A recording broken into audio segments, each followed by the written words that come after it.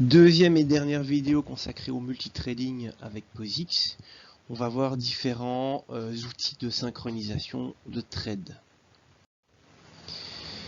Alors, comme on l'a déjà dit précédemment, donc dès qu'on fait du parallélisme, l'ordre d'exécution, les différentes tâches, c'est complètement indéterminé. Donc voilà.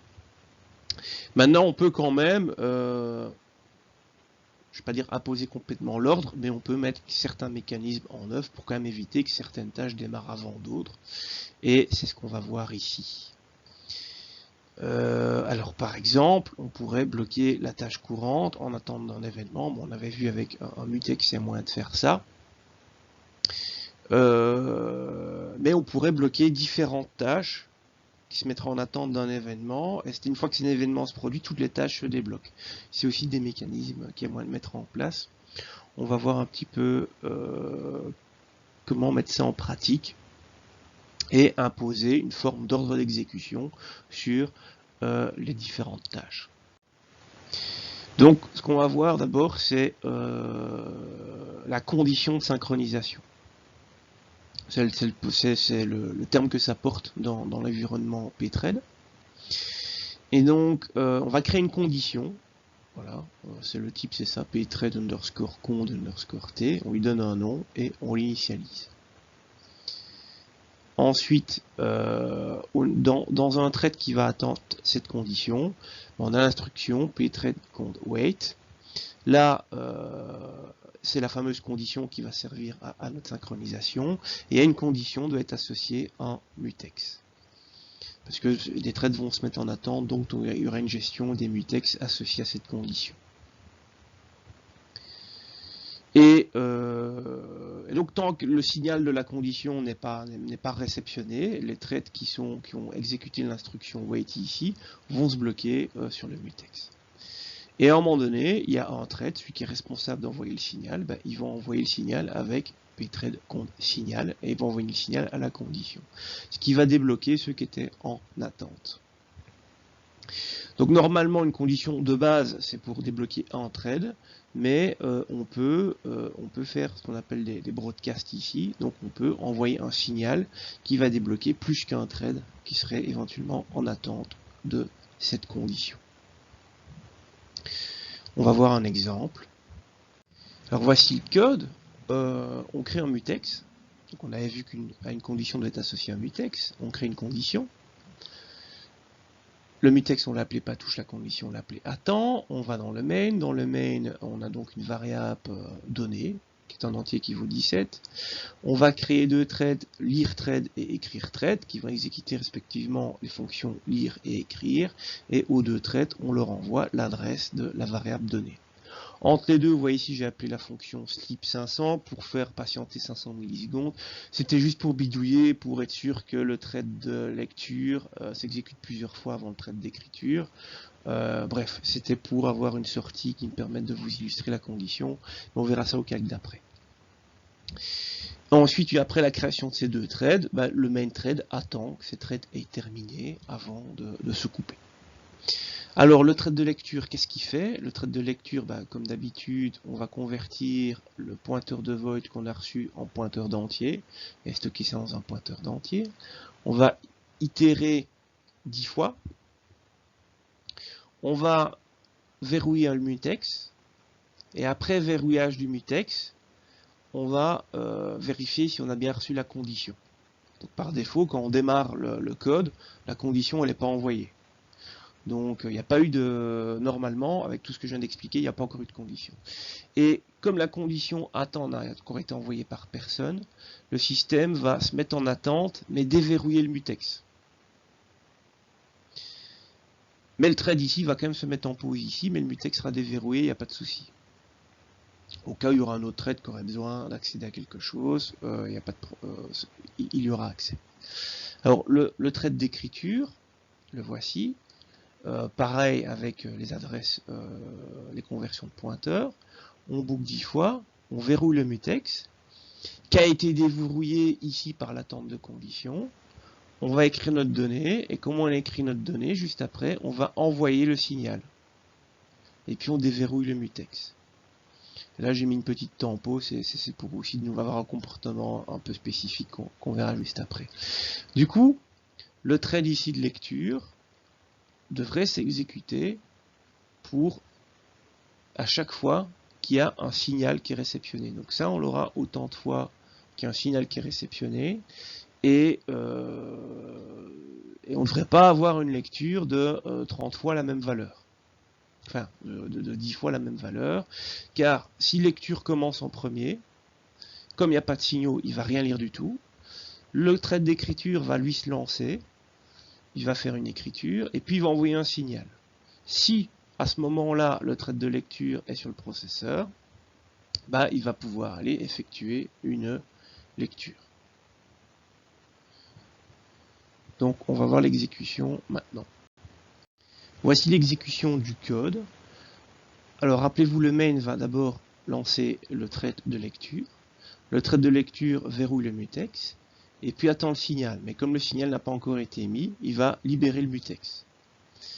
Le thread d'écriture se lance, il peut acquérir le mutex car il a été libéré ici, va modifier la ressource commune, va l'afficher, et puis il va envoyer le signal.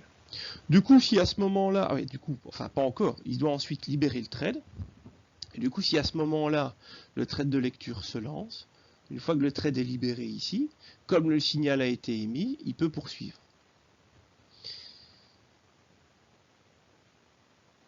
Sauf que on ne sait pas s'il va se lancer à ce moment-là ou pas.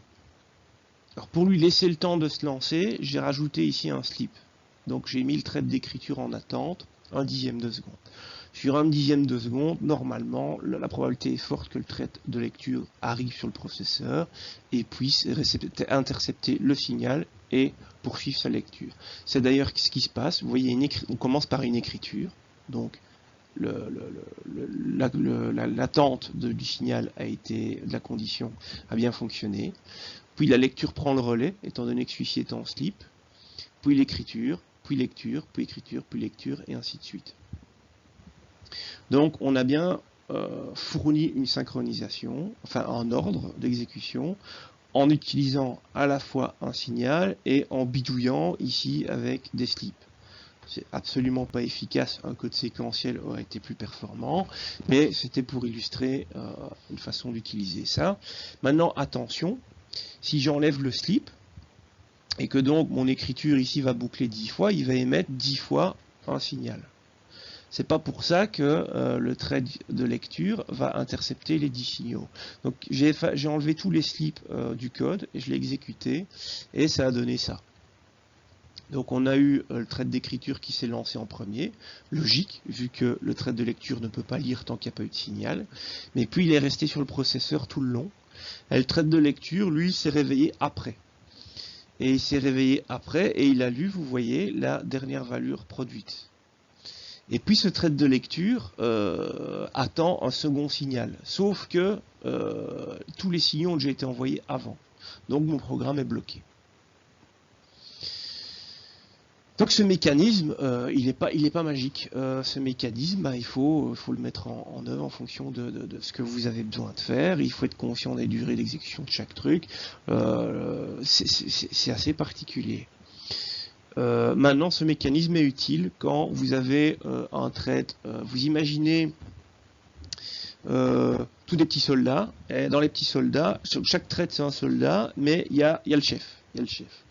Et tous les petits soldats, on va dire que c'est le cas du thread de lecture, et tous les petits soldats, ils attendent, ils sont en stand-by, ils attendent un signal pour avancer. Et puis le thread ici, le chef, il va émettre un signal en broadcast, une fois qu'il aura analysé la tactique, il dit bon les gars, on va se mettre à couvert, voilà. Et ensuite il envoie le signal. Du coup les autres, une fois qu'ils ont le signal, ils savent aller lire c'est quoi l'information que le chef a fait, et du coup se mettre à couvert. Voilà, typiquement une utilisation des signaux. Et donc, les mettre dans une boucle comme ici, c'était pas génial, mais c'était pour vous illustrer un petit peu le fonctionnement de ça.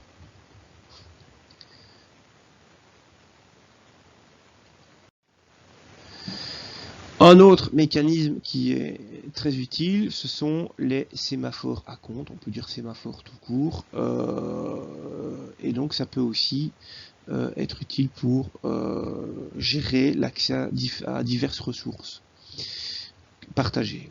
Et donc un sémaphore, c'est deux trucs, c'est un compteur qu'on va décrémenter, et puis à un moment donné il ne peut pas descendre en dessous de 0, donc on va l'incrémenter à nouveau pour pouvoir le réutiliser, mais je vais vous montrer juste après, et une file de tâches en attente. Donc quand ce compteur vaut 0, personne ne peut accéder au sémaphore, et quand on ajoute des valeurs dans le sémaphore, ben, ça libère des positions de travail pour des tâches qui seraient en attente. Et donc on initialise souvent le compteur avec un nombre d'éléments qui peuvent travailler en simultané. Voilà, enfin je vais vous montrer ça tout de suite, c'est plus parlant. Voici un exemple visuel de ce qui se passe pour gérer un sémaphore. Donc on crée un sémaphore, je l'appelais gre. Je sais pas ce que c'est, ce qui m'est venu par la tête, voilà, hop. On initialise le sémaphore, donc l'adresse du sémaphore. Le 0, c'est pas important, c'est qu'on fait de la programmation multiprocessus, donc ici on n'en fait pas, donc on s'en fout pour le moment. Et le 2, c'est pour dire que j'initialise à la valeur 2. Le thread 1 arrive sur le processeur en premier, il va essayer de choper le sémaphore. Comme le sémaphore vaut 2, ok, il peut le prendre, et il va réduire de 1 la valeur du sémaphore, le sémaphore passe à 1. Ensuite, on voit que au niveau temporel, c'est ici le thread 3 qui va arriver ensuite. Et lui, le sémaphore vaut 1, donc il n'y a pas de souci, il va pouvoir travailler. Et le sémaphore ensuite va valoir 0. Donc le thread 1, il bosse. Le thread 3, il bosse. Et ensuite, on voit que c'est le thread 2 qui arrive à son tour et veut essayer de choper le sémaphore.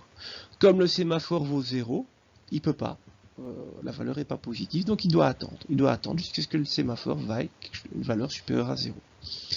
Ce qui va arriver quand le thread 1 va finir son job. Donc ici, le thread 1 finit son job, donc il va rajouter 1 dans le sémaphore. Ça y est, le sémaphore vaut 1, donc le thread 2 va pouvoir bosser.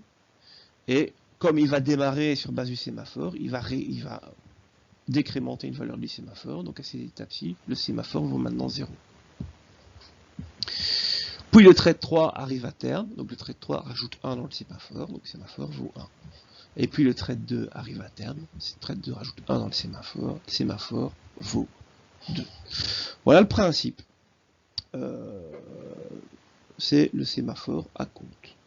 Et donc un mutex, c'est comme un sémaphore, mais de valeur 1, qu'on initialise à 1. Et à la fin du programme, il ne faut pas oublier de désallouer le sémaphore. Voici un exemple d'utilité des sémaphores. Donc si on regarde le code ici, on a un tableau qui est global, c'était pour éviter de passer choupeté avec des pointeurs, de 10 cases. Et on a deux sémaphores, sem vide et sem plein. L'idée c'est qu'on va avoir un thread, le producteur ici, qui va pouvoir écrire des cases dans le tableau, et un thread consommateur ici qui va pouvoir aller lire ces cases. Et le thread d'écriture, donc le lecteur devra attendre que le consommateur devra attendre que le producteur ait créé ces cases et mis des données dans ces cases. Et donc ça c'est une première chose. Et le producteur ne pourra pas écrire trop de cases à l'avance. Car l'idée c'est qu'on va écrire une première fois dans le tableau, donc les 10 premières cases, et puis on va réécraser les cases qu'on a déjà écrites avec d'autres valeurs. Du coup, si le producteur écrit les 10 cases, et que le lecteur n'a encore rien lu, le producteur doit attendre que le lecteur lise au moins la première case du tableau pour que le producteur puisse ensuite mettre une nouvelle valeur dans cette première case. Donc il peut prendre que 10 cases d'avance. Donc ça va me permettre que vous compreniez le code suivant. Donc dans le main, on crée un thread de producteur, un thread de consommateur. Donc ils sont créés là. Bon, j'ai pas indenté correctement, c'était pour gagner de la place. Donc le producteur utilise la fonction producteur et consommateur. Mais on a deux sémaphores. Donc sem vide, initialisé à 10.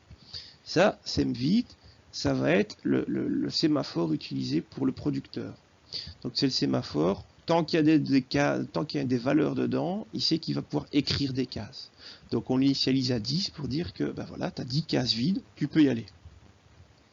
Sem plein, c'est pour le lecteur, c'est pour dire ben voilà, combien de cases tu peux lire. Et on l'initialise à 0 pour dire ben, tu peux rien lire du tout, il n'y a rien qui a été écrit. Donc on lance les threads, on attend que les threads aient fini et on libère les sémaphores. Donc ça c'est le main. Alors on va aller voir le début du consommateur. Donc le consommateur, donc ils ont tous les deux un CPT, c'est le compteur d'indices de lecture ou d'écriture. Donc ça démarre à 0 pour dire je vais lire ou écrire la case 0 du tableau, puis plus dans la boucle, vous voyez, enfin on va faire un plus dans la boucle pour passer à 1, puis 2 et ainsi de suite. Puis une fois qu'il arrive à 10, hop, on fait un modulo pour qu'il repasse à 0, puis 1, 2, 3 et ainsi de suite. Donc ça c'est la gestion des indices, elle est là, c'est pour aller de 0 à 9 deux fois. Car on boucle 20 fois. Mais ça c'est du code pur. Alors, maintenant, revenons-en au sémaphore. Donc notre consommateur, il rentre dans sa boucle, et puis il va regarder si le sémaphore sème plein est supérieur ou pas à 0.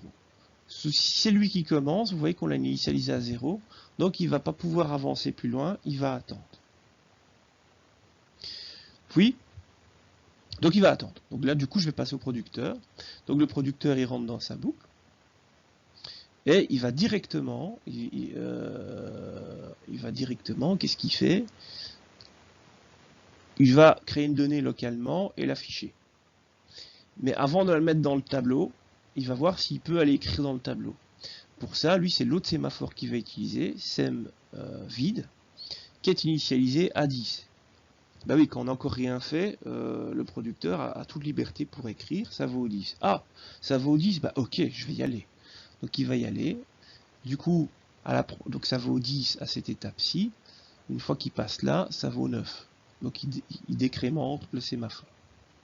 Et il met la donnée qu'il a calculée, il la fout dans la case 0 du tableau. Et puis, il va faire un sem post sur le sémaphore sem plein.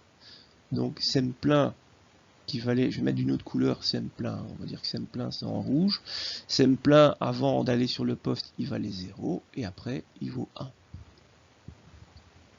Pour dire, bah go, j'ai écrit une case, donc toi, consommateur, tu peux lire une case. Et donc il va pouvoir boucler, sans être emmerdé par le consommateur, au moins 10 fois, car on avait initialisé ici à 10, et donc il va pouvoir boucler là-dessus, 9, 8, 7, et ainsi de suite, et incrémenter sempost, 1, 2, 3, au moins 10 fois, avant d'être bloqué.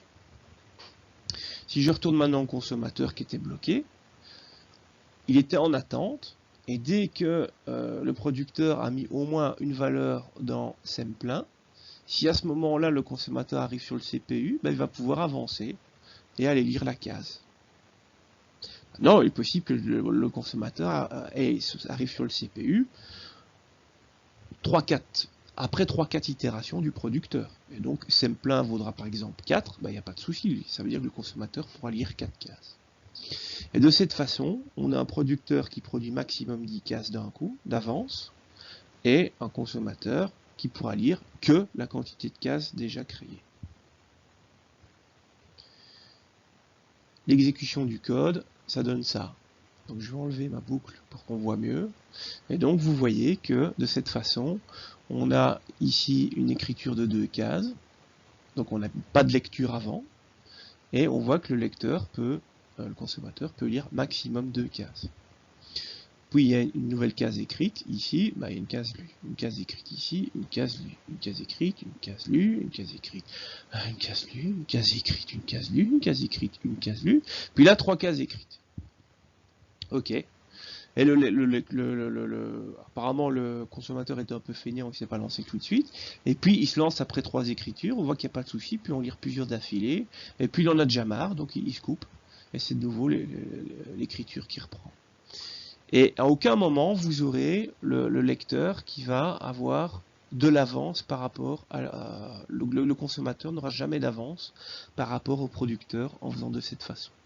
Donc, il ne pourra pas prendre de l'avance. Et le producteur ne pourra pas écrire plus que 10 cases d'avance non plus. Voilà. Ça permet une forme de synchronisation. Donc, c'est un sémaphore. C'est un petit peu comme un mutex, sauf que en fait, le mutex est un sémaphore qui peut prendre 0 ou 1, tandis qu'un sémaphore pur peut prendre une valeur supérieure à 1. Ce qui permet de faire des combines comme vous voyez ici. C'est un petit peu compliqué. Bon, ça c'est ça le parallélisme. Et donc c'est un peu difficile de décortiquer un code comme ça. Ce qu'il y a, c'est qu'il faut savoir ce qui existe comme outil de synchronisation.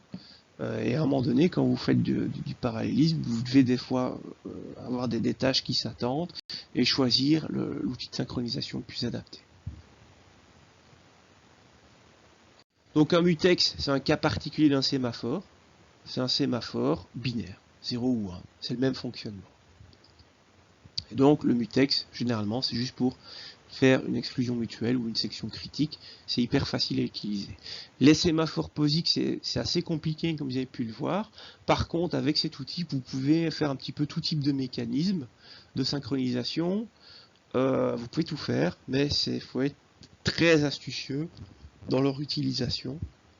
Comme vous avez pu le voir dans l'exemple précédent, c'est pas quelque chose qui arrive comme ça, qui tombe du ciel. Donc c'est quelque chose, ça demande pas mal de réflexion. Alors je vais encore voir juste deux mécanismes de synchronisation, mais ils sont très simples. Il y a premièrement la barrière. Donc vous avez un thread qui bosse. Et vous voulez qu'à un moment donné, arriver là, il faut que tous les threads qui exécutent la même fonction se synchronisent à cette ligne-là de code. Il ne faut pas qu'ils aillent plus loin. Donc vous voulez empêcher le thread d'aller plus loin tant que tous les autres threads n'ont pas accédé, sont pas atteints cette ligne. Donc il y a le deuxième thread qui bosse, pouf, il l'atteint, ok. Un autre thread qui bosse, l'atteint, un autre thread qui bosse. Ah, ça y est, c'est bon, ils ont tous atteint le point de synchronisation, donc du coup, pouf, ils peuvent poursuivre. Ben ça s'appelle une barrière de synchronisation. Voilà comment on initialise la barrière. On crée une barrière ici, un petit peu comme les mutex et consorts. On l'initialise ici, et on dit voilà, il y a X threads qui doivent l'atteindre. Et l'endroit où on veut que les threads se synchronisent, ben, il y a cette ligne-là à placer. Alors point de vue perf, ça peut être lent parce que on doit attendre en fait le thread le plus lent pour pouvoir avancer. Mais voilà, des fois on n'a pas le choix. Il faut placer une barrière de synchronisation. Donc sachez que ça existe, ça peut être très utile. Et un autre mécanisme, c'est le spin lock. Donc un spin lock, c'est un mutex. Donc c'est ce que c'est qu'un mutex. Sauf qu'il y a juste un petit truc, c'est que donc le fonctionnement est comme un mutex. C'est le même principe, sauf qu'au lieu de faire d'attendre le mutex, c'est un spin try lock pour l'acquisition, un spin unlock pour libérer. Donc c'est juste la syntaxe qui est différente. Mais sinon, un spin lock c'est exactement comme un mutex. La différence qu'il y a, c'est quand un mutex, quand vous avez un thread qui attend son mutex, quand il wait le mutex, alors il dégage du processeur et il va faire dodo.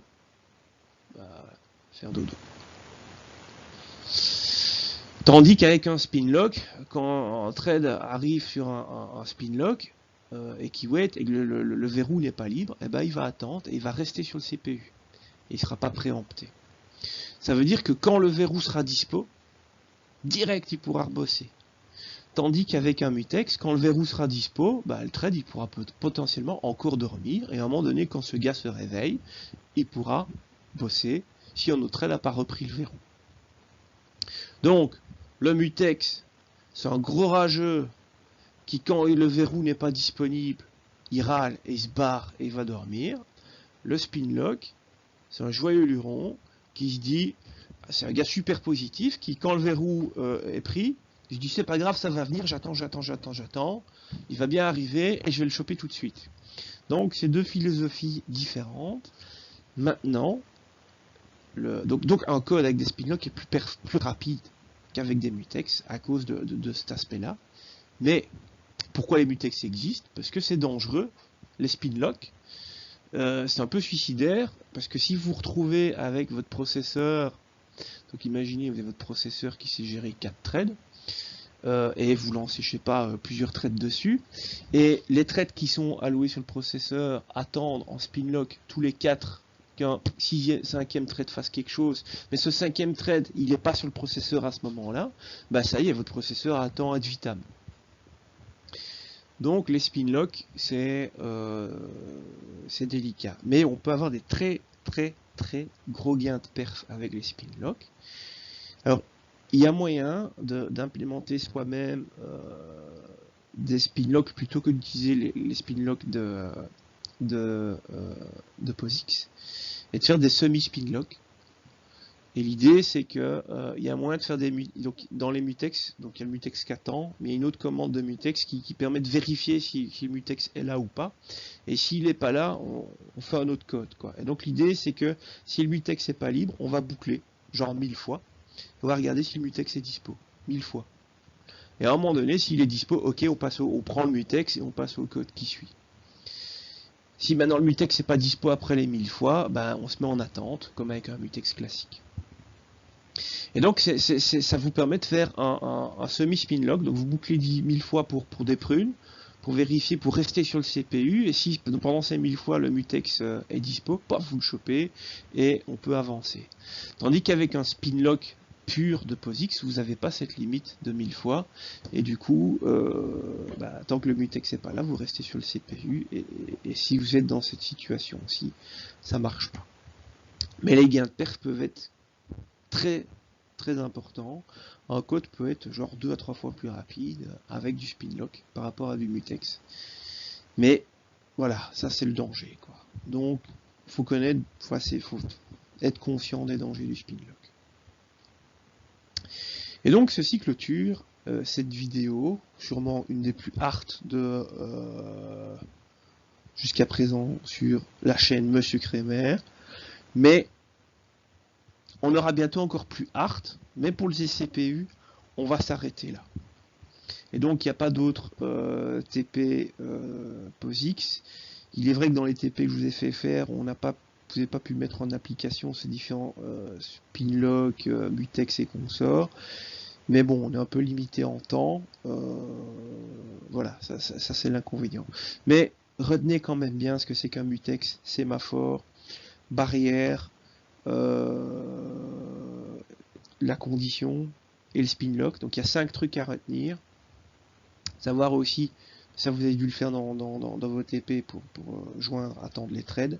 Mais ces 5 mécanismes de synchronisation, avec ça vous savez tout faire. Et donc il faut bien retenir lequel sert à quoi, parce que je suis convaincu que plus tard vous allez en avoir besoin.